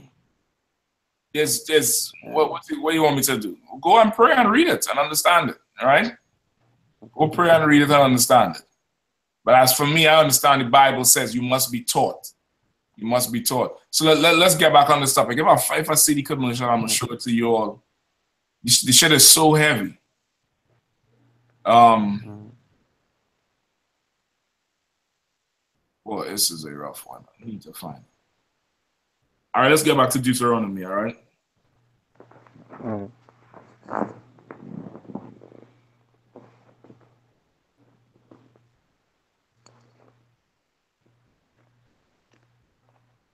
Right, let's get Deuteronomy 28 and 32. Deuteronomy chapter 28, verse 32. Right? Thy sons and thy daughters shall be given unto another people, and thine eyes shall look and feel with longing for them all the day long. Exactly. And there shall Go ahead. And there shall be no might in thy hand. Right, there shall be no might in your hand. Like our sons and daughters are given to another people daily because our homes are destroyed, because our leaders are destroyed, our leadership is destroyed, and don't teach us how to obey God's laws. So we don't have the protection from these predators that prey on us as a people. And what's one of the main ways that our sons and daughters are given to another people? The prison system. Right, the prison system in America, there's something called the school to prison pipeline. It's the same thing, where it's like you going to school just to go to jail. You understand? It's like you going to school just to go to jail. So all these things fit us more than anybody else. Let me hold on. Skip me down to verse 36. Verse 36. The Lord shall bring thee and thy king, which thou shalt set over thee, unto a nation which neither thou nor thy fathers have known, and there shalt thou serve other gods, wood and stone. Right? So the Lord gonna bring us into a land, unto a nation which neither us nor our fathers have known. Right? The Lord brought us from that Middle East area into this Western Hemisphere, into the Americas, into a place we did not know, and our forefathers did not know, right? And there we would serve other gods, even wood and stone. What is that talking about? Well, from my knowledge, Christianity and Islam. That's it. The wood is representative of that Christian cross. Yeah. And the stone is representative of that Kaaba stone, right? That the Muslims bow down to. In Mecca. That's what it's representative of, right? And those two are the two main religions in our community. You understand? Those are the two major religions in our community. Wood and stone, Christianity and Islam, right? Skip to verse 43. Verse 43, the stranger that is within thee shall get up above thee very high, and thou shalt come down very low. Right, the stranger that is within thee shall get above thee very high, and thou shalt come down very low. Explain that for me, and put it into perspective with what's going on today.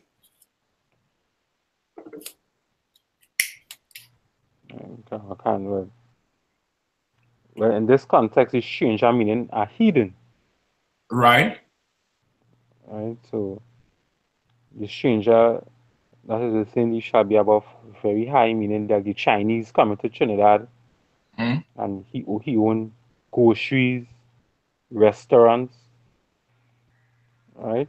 And we shall be very low. I mean, we could be in poverty then, going to them, in their restaurants, in their groceries We would be lower in society than them.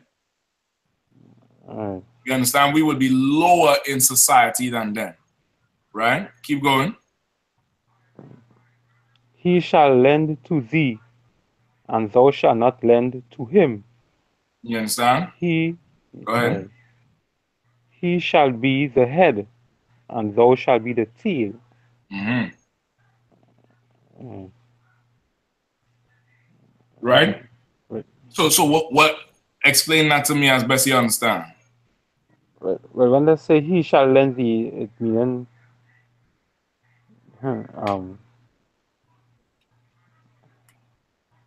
money,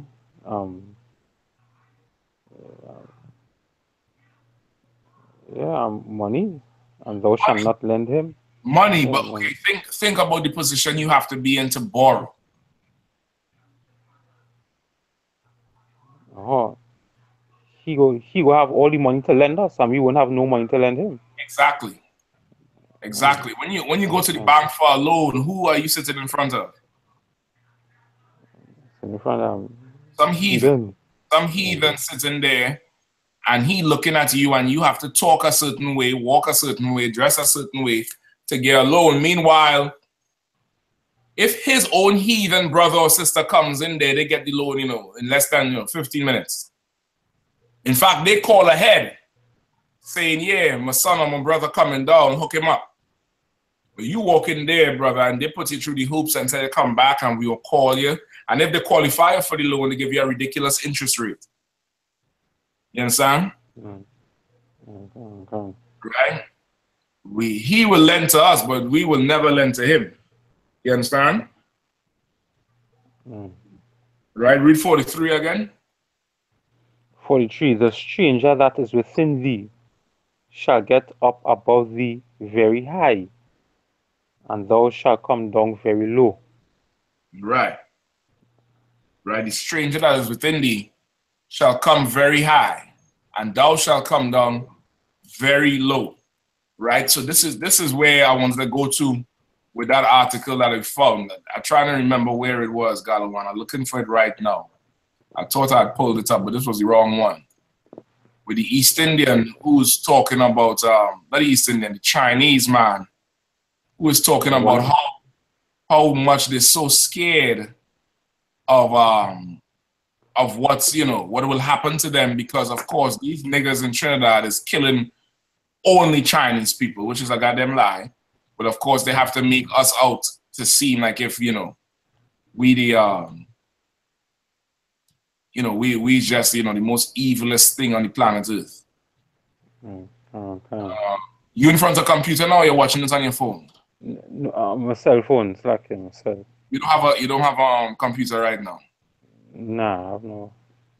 All right, no sweat. I'm gonna read some of the article for you, so you could at least follow along. All right.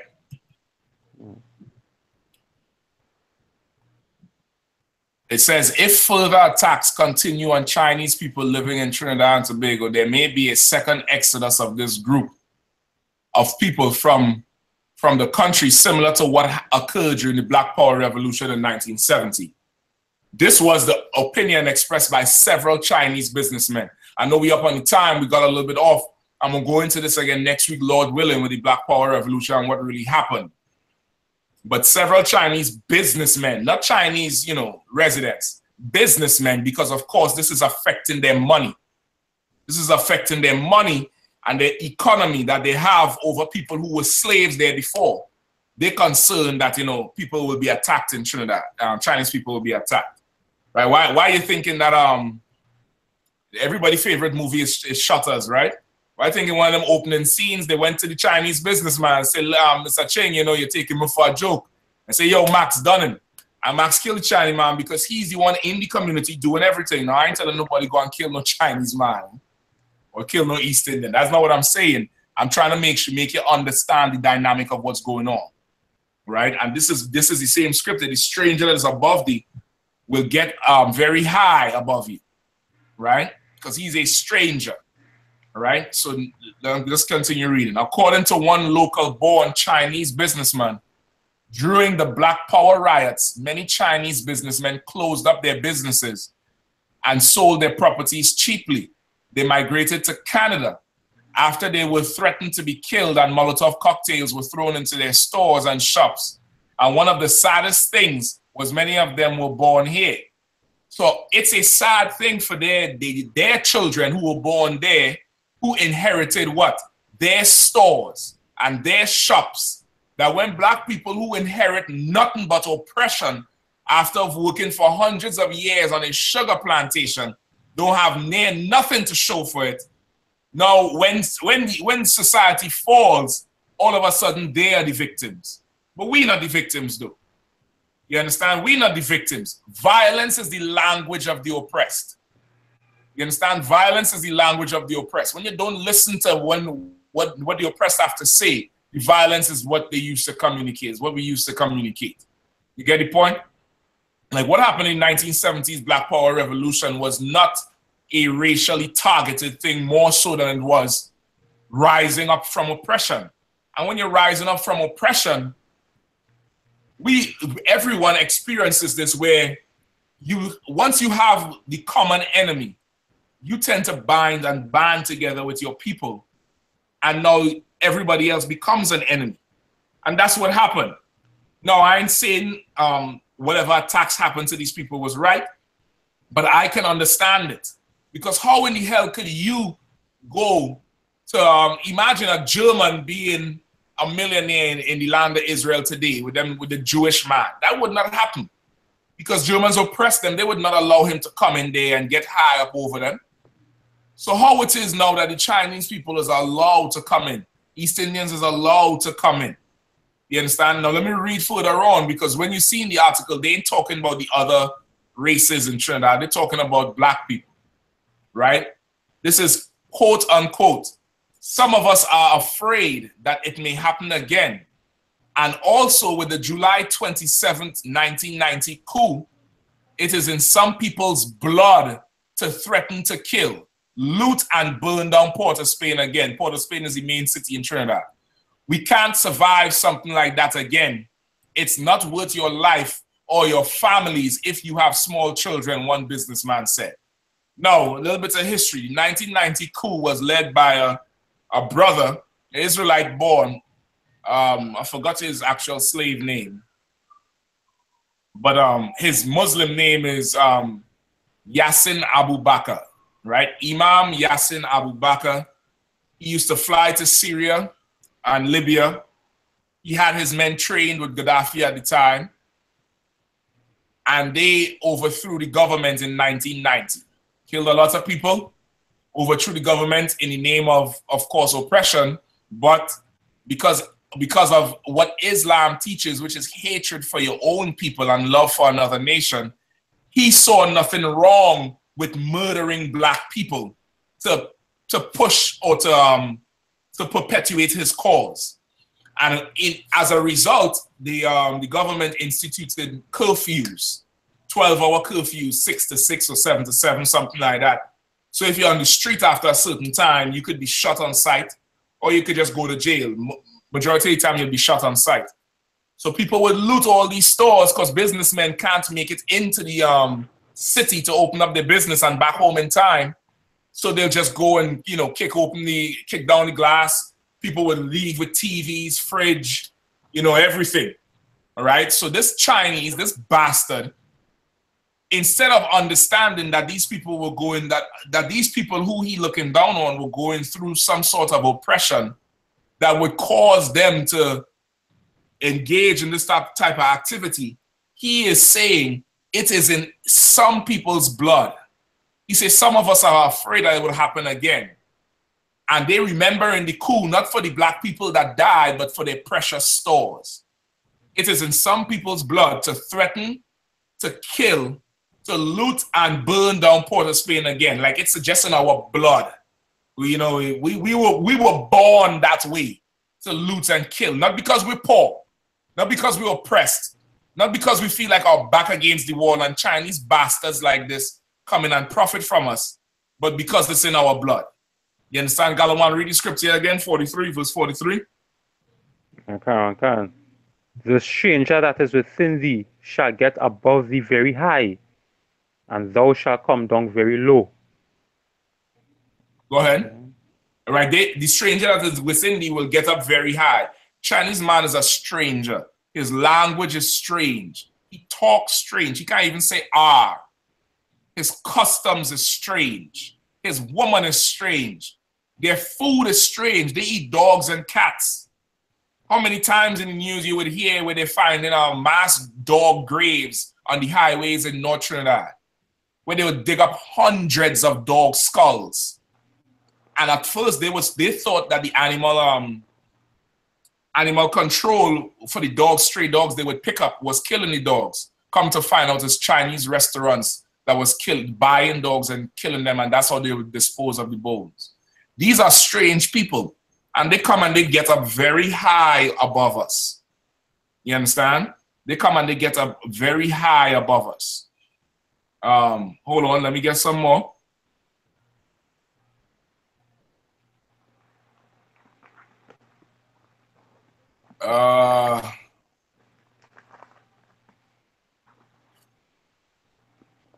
Another Chinese businessman claimed, however, that several years ago, when a Port of Spain businessman shot and killed two bandits who repeatedly robbed his establishment, some members of a gang with an Italian name, which the dead bandits belonged to, vowed to indiscriminately kill Chinese people in drive-by shootings in retaliation. Now understand this.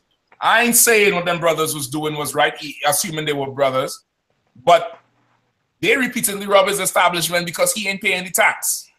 You understand? He ain't paying the tax that was there. How to stop this? Marginalize the strangers and give black people, Hispanics, and Native Indians their rightful stake in every country they live in. Give them the businesses. Give them the power to hire and fire. Give them the power to deport, because that's the land where the people belong to. How it says I'm gonna look, my foreparents live and die in this land. You come in here, set up restaurants and getting rich, and I'm poor. That's gonna drive anybody insane. Anybody insane. You understand? Let me continue. The businessman said the situation in the country was going from bad to worse, and several stores in the malls were closing down. Good. Good. Now they get to starve like we starve, right? He said the country was in for a rough ride. The oil economy will be hit hard as more alternative fuels, hybrid and electric vehicles become more commonplace. Because of course Trinidad is an oil and gas rich country. So he's saying because of that, the economy will drop, and of course these businessmen gonna feel it, right? The businessman said they were experiencing the negative impact now.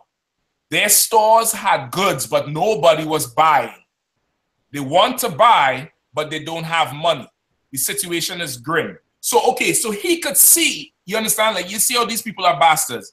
He is able to see and make a educated, very distinguished assessment of our poverty when it relates to his pocket, when it relates to us giving him our money. But he can't make that relation when it comes to the violence, when it comes to the robbing and the looting and the burning down of stores, when it's all the same thing. But they would only appear to be concerned with our lack of money when we're not giving it to them anymore. You understand? When we're not giving it to them, it's a problem. But they don't understand our lack of money that would make us steal how much 100 pounds of mangoes or how much 100 pounds of avocados. Where you had to be dragged before a goddamn court full of East Indians to be charged $15,000 for avocados. Is you serious? For a goddamn fruit? No. Oppression. Oppression. Bible says oppression makes a wise man mad, and brothers and sisters are angry. They're very mad because we are oppressed. We are oppressed by these heathens, and no one cares. No one cares. No one tries to understand or make the situation better. You understand? Let me keep going. He was speaking in response to the violent crimes, killings, and kidnappings perpetuated against several Chinese nationals. No, it's not several. It's like 7. of all the hundreds of people that get gunned down on the streets, it's about 7 Chinese people over years, not just, you know, in the last month, right? Hira, senior lecturer at School of Accounting and Management, said the recent visibly disturbing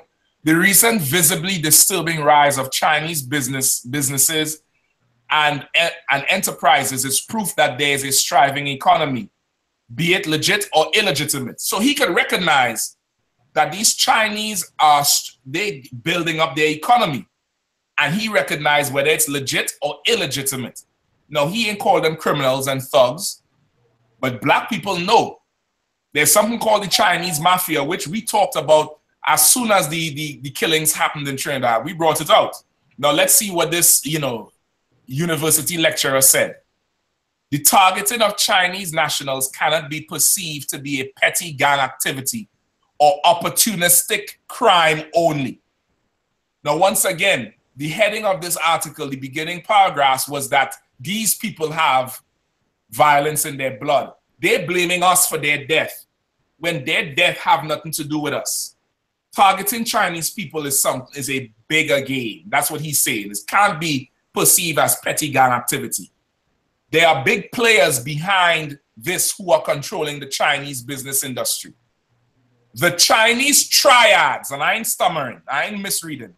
The Chinese triads were a known Chinese mafia syndicate for transnational organized crime, specializing in racketeering, illegal gambling, prostitution, extortion, and kidnappings, narco and arms trade, corruption of public officials, import and export enterprises, and pseudo business establishment, which is like a fake business to launder their money, where there was a legitimate business establishment to front and a clandestine operation based on false walls of hidden rooms.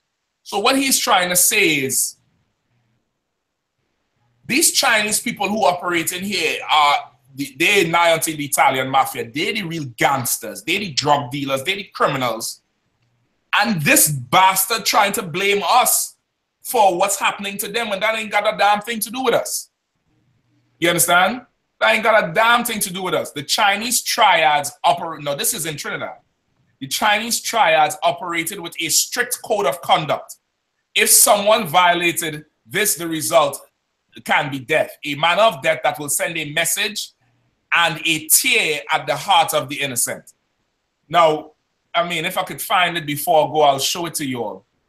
But there was a Chinese assassination that happened in Trinidad a few weeks ago of this Chinese couple that got, you know, shot to death in their car. Of course, you could see from the video, the trigger man is, you know, Israelites. But that ain't brothers just trying to kill people. It ain't brothers just running up there and doing it. They were paid to go out and do something by this organized crime called the Chinese mafia or the goddamn triads. I hope I could find it before I leave. You understand? So understand that why the Lord told us to separate from them. Separate from them. Quickly, Galawan, give me Deuteronomy 7 and 6 because we're right up on the time. And we will end it there for tonight. I'm going to look for the tape still. Deuteronomy 7 and 6. Deuteronomy chapter 7 verse 6. For thou art an holy people unto the Lord thy God, and the Lord thy God shall have chosen thee to be a special people unto himself, above all people that are upon the face of the earth. Right? The Lord chose us to be a special people to himself, above all that are upon the face of the earth. Go ahead. And verse 7. The Lord did not set his love upon you, nor choose you, because you were more in number than any people. Right. For ye were the fewest of all people. Right. Right. The Lord didn't choose us in number because we were the fewest, because we were more than everybody else. The Lord wanted us for him, right? Skip me up where it says make no marriages with them. Verse 3 or 4. Right. Deuteronomy chapter 7, verse 3. Neither shalt thou make marriages with them. Thy daughters thou shalt not give unto his son, nor his daughter shalt thou take unto thy son. Right. Verse 4. For they will turn away thy son from following me, right, that they may serve other gods. So will the anger of the Lord be kindled against you and destroy thee suddenly. Exactly. Like the Lord don't want us joining them. The Lord don't want us making no deals or no alliances with them. You understand? And this is what happens. They will blame us for what happening to them when them bastards is the real drug dealers. Them bastards is the real mafia. They bringing in all the drugs and the guns and giving it to us to run and then now making money off of us. And when something happened, they hang us out to dry. Ever since the coup, the 1990 coup, some of us are scared because of the looting that happened. They ain't scared of the goddamn triads though, but they're scared of us. Like we could do something to them. You understand? So what your store get robbed. The triads murdering your backside all over the place, but you ain't scared of them. You understand? I found the video. Let me just play it for you all real quick. Bear with me 1 second.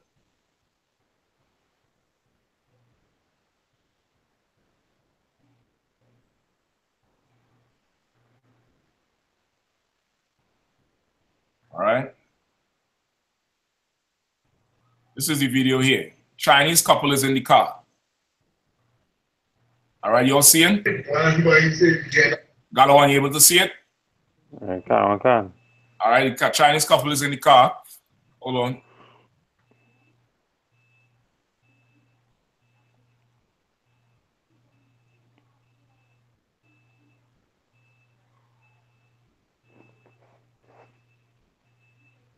All right.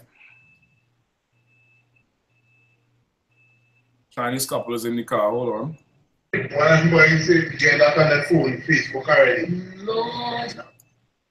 All right. This is the Chinese couple here. Right? You seeing them right here and here. And of course, the brothers hanging out because nobody, you know, I mean, they're probably pulling up in front of their restaurant. And they just came to Trinidad, what, weeks before this happened. Chinese couple. You're going to see it for yourself. Two brothers run out from nowhere, right here.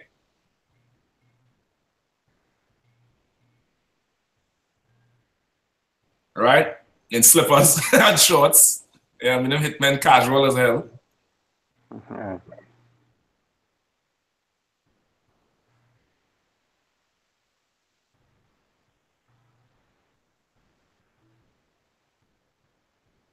All right. One further back. Gun sticking on him. He can't shoot too well. Stand from far and rinse the whole gun out on them. Empty the clip. Then come back up and finish off the whole job. He had to get that job done because that money, you know, had to come. Right? Then he wrote the hell out. Now, brother, that ain't no robbery. Now he come back again. Right? Which lets you know the tools he working with. That ain't no triad. That's a brother. That's a brother doing that thing there because he paid by them people to do what he had to do. You understand what I'm saying? He paid by them to do whatever it is he have to do. So now they can't come and talk any kind of talk to us about, well, you know, they're scared for their life because you know, because of the coup and because these people, let me see what he said again, I'm gonna read it back. Because these people, it's in their blood. Hold on. Some of us are afraid that it might happen again. And also with the July 27, 1990 coup, it is in some people's blood to threaten to kill, loot, and burn down Port of Spain again. We can't survive something like that again. It's not worth our life or your family's life who have small children. That was a hit we just witnessed. And that's how they getting killed in Trinidad. But that ain't got nothing to do with looting stores and burning down nothing. They're trying to blame us for every goddamn thing when they the evil ones. They're the bastards on the earth. They're the ones who bring in evil. They're the ones who doing all the goddamn crime. That's why the professors say the Chinese economy is thriving, whether it is legitimate or illegitimate, because he's very aware of that Chinese triad mafia operating in the land of Trinidad and Tobago. You understand? So for tonight, we're gonna end it right there. That's why the Lord say, like, we are under these heathens, these strangers, and they're getting up very high over us. And we are low below them. They will lend to us, but we will never lend to them unless we separate. Unless we separate.